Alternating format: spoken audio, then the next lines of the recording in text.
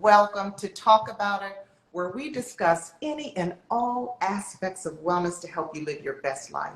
For those of you new to the Talk About It family, I'm your host, Stephanie Powell, and joining me is one of my all-star guests. She is Sooyong Kim, a healing practitioner and author of the upcoming book, Immigrant Consciousness Healing for Beginners. Sooyong has been on Talk About It with me for the past few months to give us an exclusive sneak peek into each chapter of her book, which has not been released yet. Immigrant Consciousness Healing for Beginners has 8 chapters. And last month we were here on Talk About It discussing chapter 4, which is on healing our relationships. So we're halfway through discussing the book, Sooyong. Right. 4.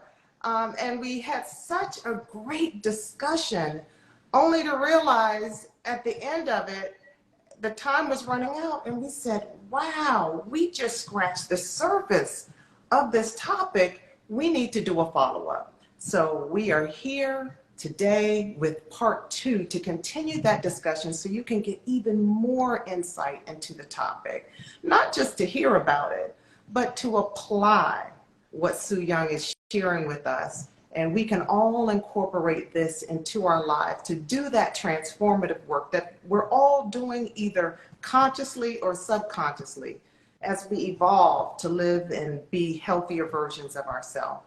So here every month, here on Talk About It, we post a video short. It's about a minute or less on each chapter of Sooyong's book, where she briefly explains the essence of the chapter being featured. So please come here, tune in, and check out the video shorts as well as the recordings of these lives, because we come here after the shorts come out and we do these deep dives into the subject so you can get more insight. Again, you can get those shorts here on all the Talk About It platforms or on Sooyong's website, sooyongkim.com. That's SOOYONG Kim.com. So, welcome back, Sooyong. Welcome. How have you been? Yeah, I've been great. It's been a wonderful summer. I just had an Aikido summer camp for 5 days, and that was a lot of fun. You are just Reconnecting so with people, active. I meeting love new it. people. Right. Tell people about Aikido. Well, it's a Japanese martial art, and we always work with a partner. So, stuff is going to get stirred up when you work with a partner, right? Yes, yes. Especially if they're attacking you, right? If they're coming attacking, you kind of have to deal with it somehow. Yes, indeed. So it seems like even your fitness routine has just kind of an inner healing aspect. A lot of people do fitness for the physical aspects, but it seems like the types of physical fitness that you're involved in also kind of have that inner work and that inner healing aspect to it as well. Yes, definitely. And I can't tell you how many times I've been triggered by people. I mean, not only in Aikido, but in my singing group, places like that, in my healing groups, Yes. because people are going to trigger you. And in Aikido, it's especially intense, because here you are on the mat and somebody's coming at you and you have to deal with it. That's one of the forms of exercise I haven't dabbled in. I've dabbled in many, and I'm really into yoga, but I have not tried that. That sounds like, yeah, I think I would get triggered by that too. And I'm going to come back to that. Thanks for sharing that, because there was something in our last live in part 1 on healing our relationships. You really had me thinking, since that last one. I really reflect on all of these discussions we have, and I think and I ponder and I incorporate those things you share with us in these lives and put them into practice. And that's what I encourage you, Talk About It family, all of you listening and joining us here tonight and on all of our lives here with Sooyong and all of my guests, to really take in the great wisdom that's being shared by these experts that I'm bringing on this platform, and really doing the work and putting those things to practice. So I'm not only one who interviewed you, has the pleasure of doing that, but I'm also a student. And I really, really put into work. So you're mentioning the triggers. We're going to definitely come back to that. I want us to do a quick recap of not everything, because I Right. really want us to kind of get deeper into the topic. But I do want to point out about maybe 3 key things that you shared on the topic of healing our relationships in part 1 in last month's discussion on this. And then after we do the recap, we're going to have a bit of fun. And I know you like fun. We're going to have a bit of fun as we enter into the discussion. What we're going to do, it's going to be kind of a true or false type of format. I'm going to give a statement, and then I want you to let us know whether you think that statement is true or false, and then explain. And of course, all of the statements relate to healing our relationships. But before we get into the recap, one of the things that I noticed when thinking about this topic, Sooyong, is that, and I'm a communications person, as you know, and so I deal with words all day, every day, either crafting, using words myself that I come up with, or reading and editing someone else's words. And I noticed the topic, you didn't use an adjective. You didn't say simply healthy relationships. You said healing our relationships, which to me signifies action, that there's something, that there's work that we need to do on our part to promote the healing. Could you just explain that a little bit before we do the recap? Just kind of the intention behind healing our relationships and your intention behind that title. Well, every relationship needs to be healed because, as you know, we are constantly being triggered and we are constantly projecting onto other people. For instance, we think, oh, this person is like this, so this person is going to react this way. I mean, we already think that before we even interact with that person, right? And I mean, that's how prejudice starts also. It's like, oh, this person looks like this and is of this age and of this sex and whatever. So yeah, well, I can just expect this person to behave this way and to be maybe be racist, maybe be sexist, but you just don't know. I mean, a lot of times, and when we project onto people, sometimes they just react the way that we expect them to react, even though maybe they didn't intend to do that in the first place. It's very strange how that works. Yeah. So I think one of the most important things is to realize when you're projecting and when you're predisposed to think a certain way about certain people. And I think it's very common in our close relationships because, I mean, we've known this person maybe all our lives, or, you know, their family members and so forth. Okay, well, I know how he's going to react to this. I know how she's going to be.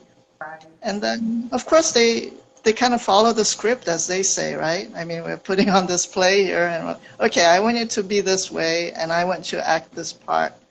So that's what happens. But when we kind of get away from that script, you know, think outside the box maybe, and just think, okay, well, maybe this person can be different. Yes. The person has many, many different aspects that I know nothing about. You might know somebody for 10, 20 years, but you've barely scratched the surface, right? That's so funny. Art and I were saying that today, and something that recently came up, and you're right, people do have this sense of, I know you, and they make certain assumptions, and they really don't. And you're right, some of the people who are closest to us, they don't know everything. And there are a lot of preconceptions that people have, and they might assume that you're going to respond or do something in a certain way based on their notion of who you are. And it may not always be the case. So yeah, I think it's very, very important to not make those assumptions and to allow breathing room for, people to be their authentic selves, and for you to really listen with your ears, look with your eyes, and also experience with your heart as to what's happening and what's unfolding. We tend to be really good storytellers. We like to fill in the blanks and tell stories about what's happening when Right. sometimes we just lack understanding. So really, really good advice, Sooyong. Yeah, and another thing that I do want to reiterate is, Stephanie, you had asked a question about somebody that maybe you're having an issue with. Yes, in the And last live. Yes, what do you have for me, Sooyong? I mean, I really do believe that soul-to-soul communication, the heart-to-heart communication can help a lot. Just, I mean, you don't really have to even interact with that person physically, but kind of communicate with that person. Imagine that person sitting next to you and just tell that person everything that you feel and how you would like the relationship to be, and go on from there. I mean, that can really relieve a lot of energy and allow energy to heal. That's excellent advice. You know, Speaking of the person I had in mind that prompted that question during the last live, I actually did a meditation around that, and I found that to be really transformative. But I really like what you've suggested there. I'm going to employ that too. Um, Definitely, I know I'll have plenty of opportunities to put your recommendations to practice. And you stated in the last live, I want to just touch on three things from the last live, just a quick recap, and this is a great segue into the first thing that you mentioned, that every relationship, and when people use words like every and all, that really perks up my ears. I'm like, every, you said every relationship is important. Every relationship is important, whether it's someone you see for 2 minutes during the course of the day or someone you've lived with for a lifetime. And that we should look at all relationships to see what opportunities they present for us to heal. And you believe that it's important to examine each relationship to see that whether it's the best it can be. And if there's something going on that we don't like and that we'd like to change, to see what can be done about it. If we could just touch that, to me was that stayed with me a lot.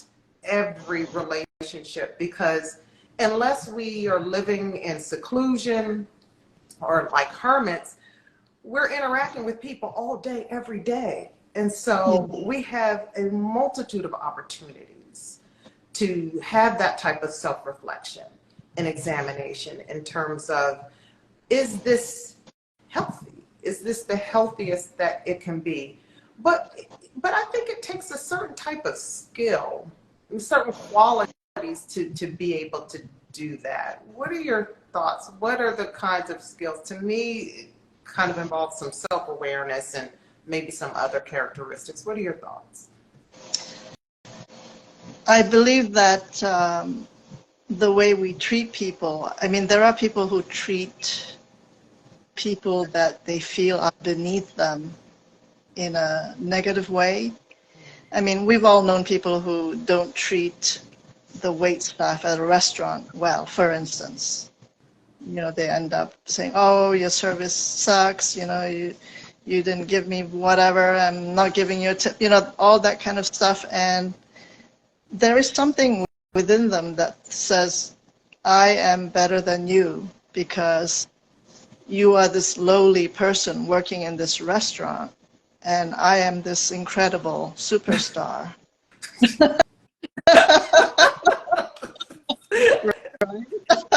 I mean, I've seen it. I've seen it play out. You're right. I've seen it. And Yeah, I mean, people who are doing what we, for instance, people who do cleaning work, janitors, people who are out in the street, maybe selling something. I mean, we think, oh, these people are, or people who are doing labor outside. Yes. Oh, these people are just not really people. that deserve my respect. Mm-hmm. They're just below me. What can I say? So what happens is that it comes out in your treatment of these people. But the important thing to remember is every human, and some would also say animal, is worthy of respect and dignity. And they deserve to be treated well. No matter who it is, no matter what circumstance they're in. Yes.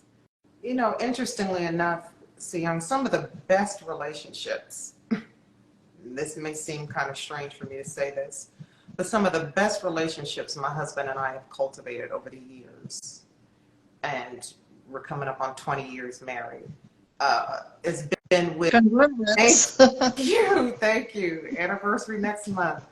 We have been with service people. You know, we're foodies. We go to restaurants a lot. And the managers and wait staff, they've become family to us, literally. We know about their kids and their spouses and, you know, their likes and dislikes. And we went to one restaurant one time and the person said, thank you. And we said, for what? And he said, pretty much like what you were saying, for treating me like a human being. You have no idea how people speak to me and how they don't even say thank you. And to me, that's, I don't know, that's just, that's unreal. I don't see, you know, we went to another restaurant this past weekend, and outside we were at a window seat, and outside was a gentleman in a wheelchair. One might assume that this was someone who was homeless, and it was kind of in one of the little, you know, upscale areas in the DMV. And I was very intentional. I said to my husband as we were wrapping up the meal, I said, you know, and I started pulling out cash. And I said, okay, I want cash from me and I want cash from you, because I want the physical act of not just one of us doing it for the couple. I want us to physically know what that feels like, to hand from each of us, you know, something to this gentleman. And I don't want to just give him money. I want to know something about him. Right. We finished up our meal, we went out, and I said, hi, sir, how are you? And I said, tell me anything about you that you might want me to know. And he was just so open and so beautiful, and spoke about being a vet, and spoke in such spiritual terms. And his words were a blessing to me and my husband. And it was just a really powerful experience of connecting. To your point that all relationships are important, even if it's just someone you see in passing. I won't soon forget, maybe not ever forget, that experience and its impact on me. So yeah, it's all important. I believe we're all connected. So yes. So absolutely. The other thing that you had mentioned from the last live, just a quick recap, is that your family of origin is one of the most challenging relationships. You know, when we're in the spiritual realm, before we come in what I call our earth school, you know, we look, okay, what do we need for our spiritual development? You know, you said, okay, I'm going to choose this family. Then we come to earth and we're like, whoa, I forgot how challenging it is to be human. But, you know, but we're here for a purpose. Oftentimes our family members can be our biggest teachers as we work through and heal our relationships with them. Any quick thought on that point you made? Yeah, so I know a bunch of people who are really not in touch with their families because their families are toxic, to be honest. So they've done a lot of work around it. They've been in therapy and so forth. But I think it's important to remember that at a certain point, you may have to let go. And maybe later on you can come back together, but maybe at the present time you may have to let this one go. And it can be family of origin, it can be relationships, friendships, all that kind of stuff. You know, sometimes, I think to your point, sometimes it's just a matter of timing and just kind of giving things time and space and for people to evolve. And you're right. I think a lot of times that you can come back after we've put in the work, hopefully, and we have more life experience, and we're in a better place to promote that healing and to have an interaction that is not as toxic. So yeah, Right. really Yeah, good advice. you can both, yeah, you can both evolve, and then you get to a certain point where you can come back together, and it can be a better experience for both. I think we put a lot of pressure on ourselves when it comes to family, though, Sooyong, and I think that's a really key point that you made, because you know, we think, well, this is my mother or my father or my sister or my brother, or, you know, I can't give space. I mean, we're supposed to be together through thick and thin, but I think to your point, if it's toxic and if it's counter to your being in a healthy place, then perhaps you just need to kind of love from a distance, perhaps, and give it time. Yes. Yes, you may need to do that. I mean, I have watched a bunch of Korean dramas, and in Korea, family is just so important.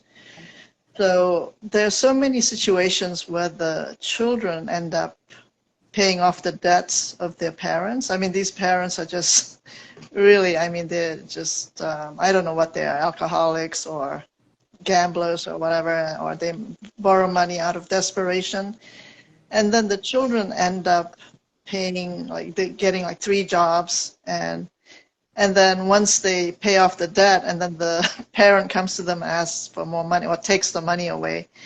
So in that kind of a situation, I would feel that that's an abusive situation, and that you may just need to let go, which of course is very difficult in that culture, but it is very, as you say, it's very toxic. And once you feel like you're sacrificing yourself or you're being a martyr, then I think that's a clue to maybe let go for a while at least. Thank you.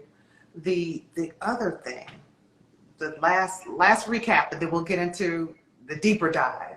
You had talked about as we heal and transform our relationships, we're able to give and receive unconditional love, which is largely the reason why we're here. Any final word on that point? I mean, that experience is something that we all aspire towards. We're just, because for somebody to accept you for who you are, no matter what your faults are or what you think your faults are, is something that is just so amazing that everybody wants to experience that. And I believe that's one of the reasons that we came here, is to experience that. Good. So those are the key things. Everyone, check out the recording of the full live, but I just wanted to give you a taste of what we talked about in the first one before we go into part 2, the deeper dive of our discussion. Just curious, why did you include a chapter on healing our relationships in your book, Immigrant Consciousness Healing for Beginners? Why this chapter? It is a crucial part of our journey, of our life journey. I mean, from the time that we're born, I mean, we have our parents or caregivers as our first relationships. And then as we go along, I mean, as you say, every day we're dealing with all kinds of people, and we have relationships with pretty much everybody that we interact with throughout the course of a day, no matter who it is.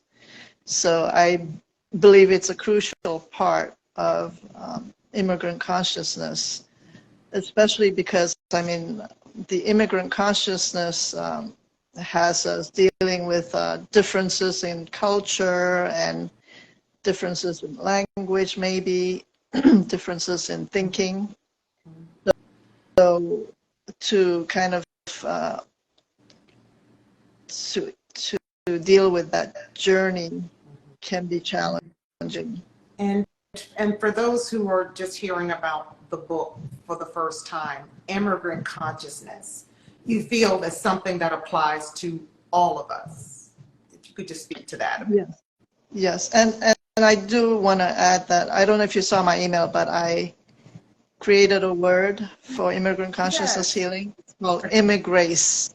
Yes, explain. So that's going to be the initial word in the title of the book, Immigrace. Talk about that.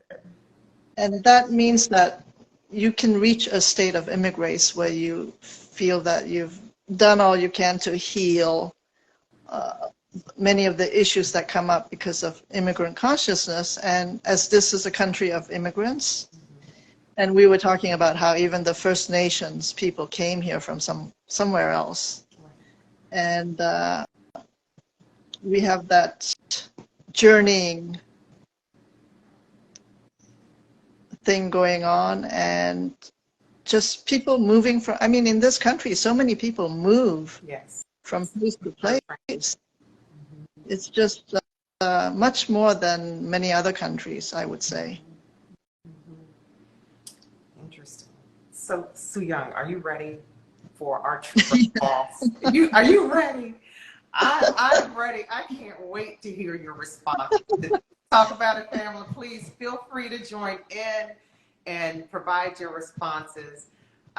Again, I'm going to provide a statement, and if you can just please indicate whether you believe that statement to be true or false, and then provide your explanation of your answer. So, first statement: the healthier I am, the healthier my relationships are. True or false? True. And you're talking about healthy being not just physically healthy, but emotionally, mentally, and spiritually, right? Yes. Yes. Yes, they're all important, because once we do a lot of healing on ourselves, then we can see a lot of the issues that are going on in our relationships, and then we can at least take a look and see, okay, well, maybe this isn't working so well in this relationship, and go on from there. But yeah, just like a healer, I mean, if you want to become a healer, you really have to work on yourself so that you can be the clearest channel that you can be for your clients. Very good. So, the next statement: true or false, Sooyong? All of my relationships can be healthy. Is that possible for most? I believe it's possible. I mean, I think people like Jesus, Buddha, they were able to get to that point, but we have our ups and downs, as you know. And maybe at a certain point in time, we can say, oh, my relationships are going so well, and then boom, something happens, right? Right. Here's another test. It's like, okay, well, check this out. Try this one on for size. Yeah. I tell you, yes. So, possible, but maybe we can get to 75%. for most of I mean, us. we're processing every day as things happen, and as things evolve, and as things come up for healing. Yes. Next statement: true or false?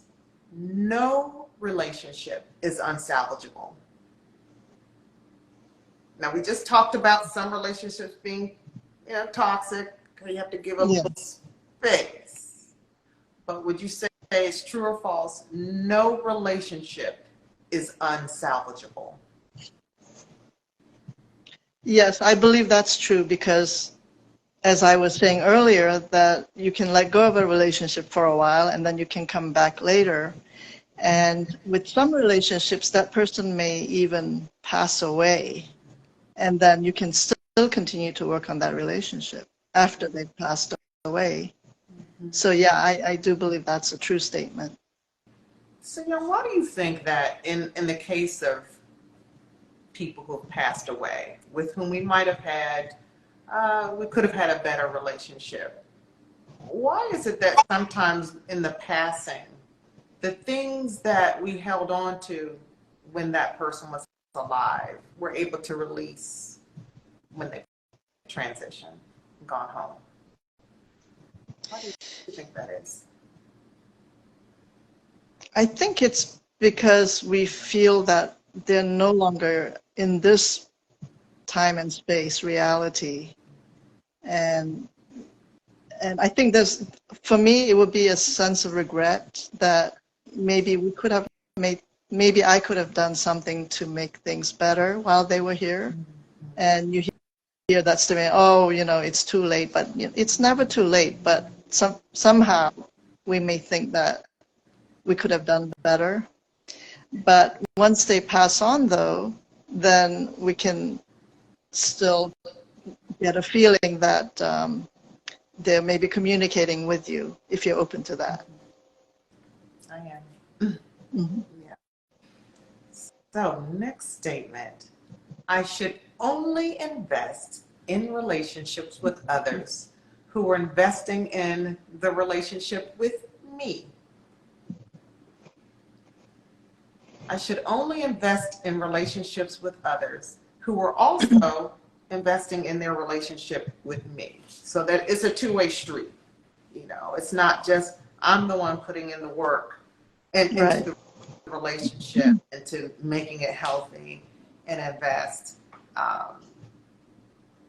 It should be a two-way street where both parties are investing. And if there's a situation in which I feel like I'm the only one doing the work, I'm the only one, do you think that maybe that relationship should get lower priority, or what are your thoughts? I personally think that if you're doing 90% of the work, then maybe you need to let go for a while, because after you do that for years or whatever, maybe you do that for 5 years, and then a lot of resentment builds up in you because you feel that that person is not putting in their work or not making any effort, never calling you. I mean, you always have to reach out to them, that kind of thing. Or they always want you to come over to their place, never come to your place, right? Even though you're like an hour away or something, right? So then it just gets really tiring. It just, to me, I've been in situations like this, and I've really had to let go of some of those relationships. And I don't regret it, I have to say. Yeah, you can lovingly release. I mean, you don't have to, it doesn't have to be a release that's filled with hostility or anger. It can just really be a loving parting of ways. Yes, for sure. Wish you the best, but yeah, hey, there's no reciprocity. Yeah, and in some situations where they're constantly unloading on you, telling you all their woes, and expecting you to be the therapist, and you're not getting paid for it. In those situations, you may just maybe go to a movie with them. I mean, where you don't really have to talk, but you can share something. So there are ways of being a friend without being all in and just talking about every little detail of your life and giving advice and all that kind of stuff. So I mean, I think you bring up a really good point, and this is something. The relationships are very, very important to me, and sometimes you really have to examine to see what are the best conditions for us to interact in a loving and healthy way, and sometimes it is putting those healthy boundaries, and it's like, well, I know that I need to give this like a 10-minute time limit, because typically after a little bit more time, it kind of gets into this type of space. Or I need to, and sometimes it might, it needs to be something where we're going to the movies, or this is my workout buddy, or, and because these are the conditions under which we thrive as, as friends, or whatever the relationship is. So I think that's. If you say you're talking on the phone and that person is going on and on about something, you can just get off the phone. I mean, you can just say, oh, I have an appointment, I have a client coming, whatever. You can just, and some people need to practice that because they feel that they have to be nice all the time. I mean, being nice is taking care of yourself. I mean, you have to take care of yourself. I definitely learned that, yes. Fill up your vessel before you can give. I mean, you can't just give from an empty vessel. I mean, that's when you get sick and all that, exhausted, and maybe have to go to the hospital or something, right? Right. And I'm big on honesty. So for me, I feel like I'm way too grown to sit and, act like a kid and tell lies to get out of something. So it's like, okay, what can I say that's honest? I have something very important to do, and that very important thing might be I need just me time. You don't know what that important thing, and it's like, okay, how can I say this and be honest and have the effect that I need to kind of set a boundary when I need to. So I think that's great advice. Yeah, I think there's a fine line between a little making something up and being brutally honest. So, I mean, you want to say something, but without hurting the other person, right? So I might say something like, I really have to go. I have to do something, or something like that, something vague, and not say, oh, you know what, you're driving me crazy here with all your stories of victimhood. I don't need to hear all that. Yes, exactly. My previous question may tie into the next the statement. True or false? Both parties in a relationship must work on it for it to heal. Both parties. Or could it be healing can take place if just one party in a relationship is working on it? What do you think? I think it's possible for one person to work on it, because what will happen is that the energy will shift, and the other person will, for some reason, change. I mean, I've seen it happen.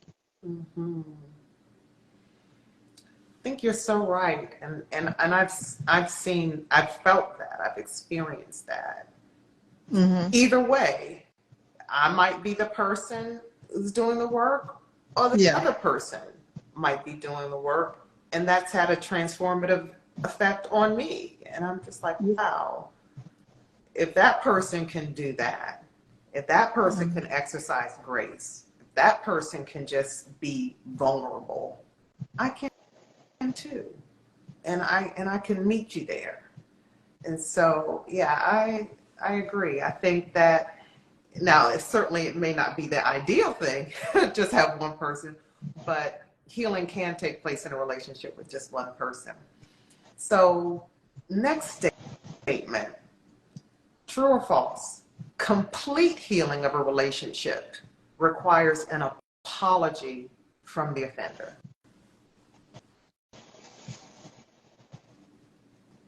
Complete healing of a relationship requires an apology from the offender. True or false? I don't think that's true.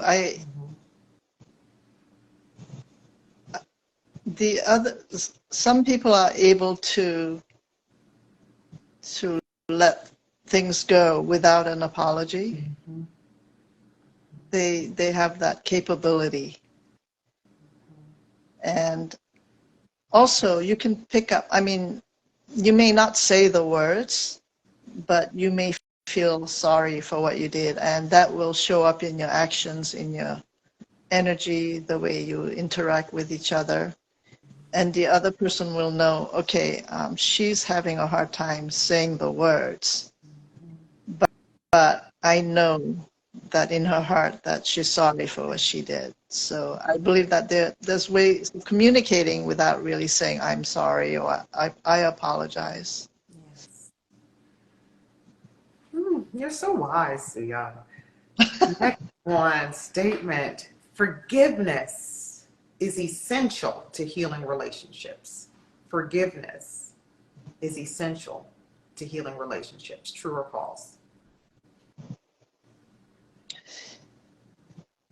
It depends on how you define forgiveness, because the way we see forgiveness very often is that, okay, you did something wrong and I'm going to forgive you because I'm the better person. So that's, to me, that's not such a great way of forgiving. The other way of looking at it is that nothing really happened because this is all something that we made up. This whole thing is an illusion. So I'm not really hurt by what you did because you didn't really do it. That kind of thing. That kind of forgiveness is something that I believe works better than the other kind, where you feel like oh, I'm so great, I'm going to forgive everyone. Yeah. I'm just so great. Yeah. What about children? I mean, when does this process of healing our relationships, when does that typically begin, or when do you recommend that begin? What do you mean by that? You mean the age, or? Yeah, the age. Because my next statement, and maybe you can fold your answer to that in our true or false. Let's sticking with our true or false format. Children lack the maturity and the self-awareness to do relationship work. Children lack the maturity and the self-awareness to do relationship work. I mean, when children are born, they're not tainted by the way we are in this world. When you look at them before they go to school or preschool or whatever, they're just very open, very loving. They don't see differences in anything, color or anything like that, until they learn that. So I really think that when they're born, they're just all loving. And then all of a sudden we just, okay, you go to school and you learn to dissect everything and to make sure that people are different and these people are better than these other people, and analyze everything. So yeah, I think when they're very young, I think they're really capable of true love. And they tend to lose it as they get older. But I mean, I interact with young children and they're just lovely. They're beautiful. Yeah. They truly are. Next statement: some people can be in an unhealthy relationship and not be aware of it. True. True. Talk about that. Well, I mean, we were talking about ancestral healing at one point, and a lot of the patternings that our ancestors experience can come down to us, and we can also recreate the same patternings and be totally unaware that we're doing the same thing. I mean, I mean, how many times have you heard somebody, I never thought I was going to become like my mother or my father, right? Yes. I was laughing at myself today saying I'm truly becoming my mom. And my husband, who, knew mommy well, was just like, I mean, he knew exactly what I was talking about. I mean, we just had a great laugh about it. But yeah, that happens. Yeah, I mean, and most of the time you're unaware of it. And then one day you're just maybe disciplining your child or something. You're like, wait a minute, this is what my mom used to do to me, and I didn't want to do that, right? But I find myself doing it unconsciously. So yeah, I mean, definitely you can be unaware of what you're doing. And then people who are, into addictions and so forth, I mean, they're certainly unaware most of the time of what's going on. They just know that they're in a lot of pain, and somehow, just by any method possible, they have to alleviate that pain. So it could be anything, right? It could be any kind of addiction. And then those kinds of relationships, I mean, both parties are just very unaware. Interesting. So what do they do to heal? I'm sure that varies depending upon what the issues are, but generally. I think the first step is to be aware that you need healing. I mean, most of the time, a lot of them they think there's nothing wrong with them, or, I mean, wrong is a subjective word, but they think there's nothing wrong with the relationship. And even though it's very toxic, but they have to want to heal. They have to want to make things better. And in abusive situations, for instance, I mean, some people have to leave. But, I guess, to the question, if they're not aware, then there's really not much they can do, because it comes down to self-awareness and recognizing that they need help. But I think the one thing that we can do, and this is something that my parents always encouraged, is to surround yourself with the healthiest people possible. And who love you. Because I think when that happens, if someone notices an unhealthy pattern or something that needs to be healed, they'll tell you, hey, might need to look at that. Might need to work on that. And so I appreciate.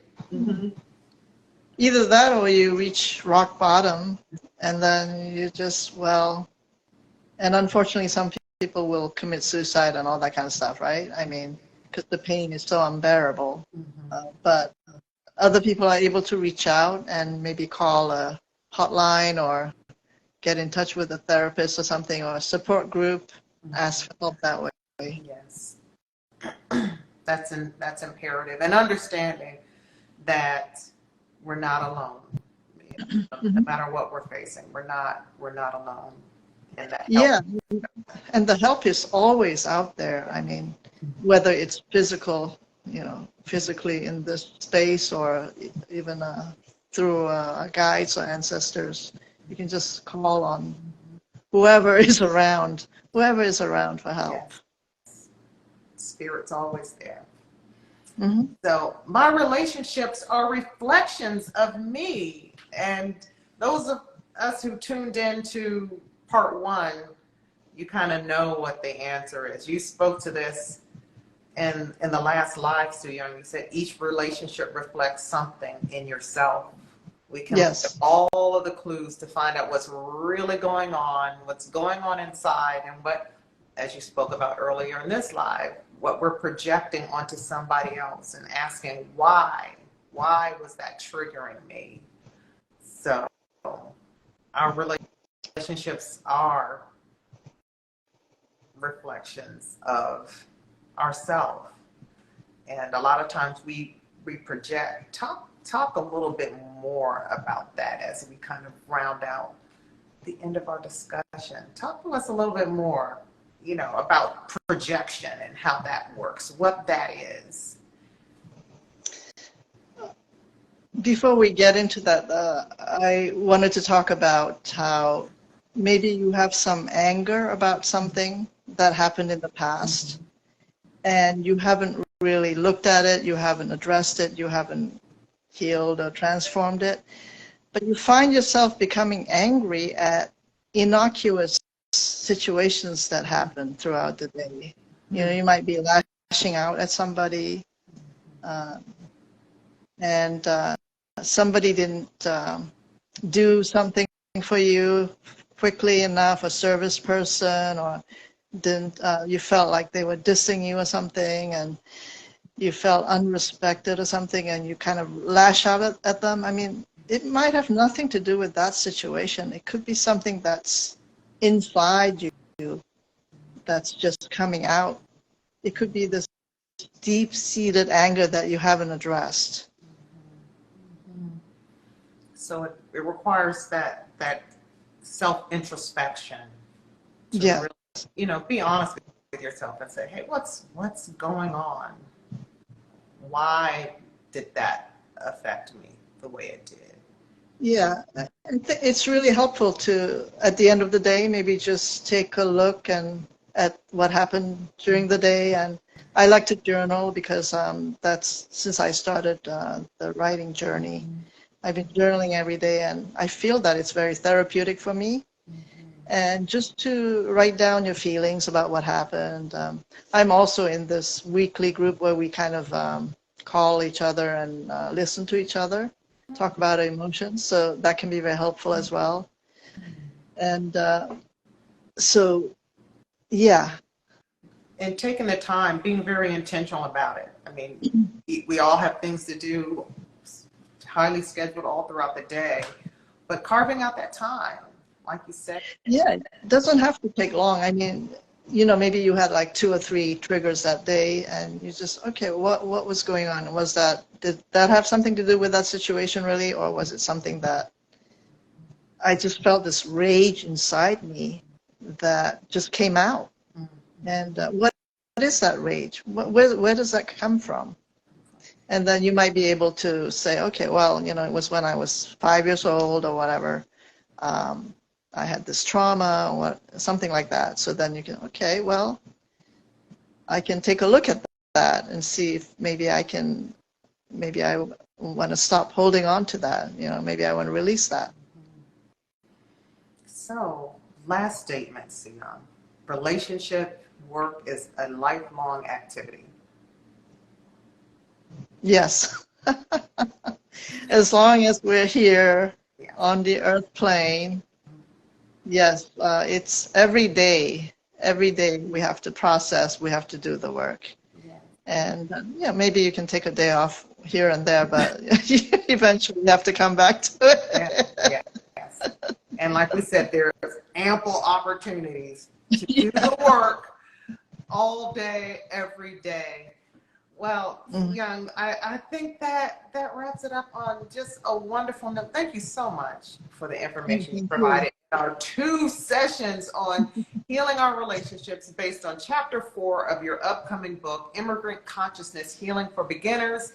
We will meet next month to discuss Chapter 5, which is on creativity is crucial. Ooh, I'm just loving these topics. I'm just loving it because I'm a creative, and my husband's a creative, and yeah. wait till we talk about creativity is crucial. Chapter 5 of your book, Immigrant Consciousness Healing for Beginners. Look, everyone, for the video short that'll be out in a couple of weeks to give you the skinny on that before we do our deeper dive, our live into that topic. Check it out on all of the Talk About It platforms, as well as Sooyong's website, SooyongKim.com. Sooyong, thank you for all you do in the healing space and for joining me today. And I want people to hang on just a second, because next week we're coming back. Yes, 2 weeks in a row, Talk About It family. Please tune in on July 18th. I'll have Dr. LaShante Walker joining me. She is a Gallup certified strengths coach, as well as a mentor, pastor, and founder and CEO of Walker Vision Consulting. She'll be joining me to discuss creating a strengths-based life. I'll say it again, creating a strengths-based life. I'll see you next Tuesday at 8 p.m. Eastern Time. You're going to enjoy this just like you enjoyed our wonderful discussion here with Sooyong Kim. Thank you again, Sooyong. You're absolutely wonderful. And thank you, Talk About It family. See you next week. Thank you for watching, and be sure to subscribe to our Talk About It YouTube channel and turn on notifications. Also, check us out on our social media. Hope to see you next time.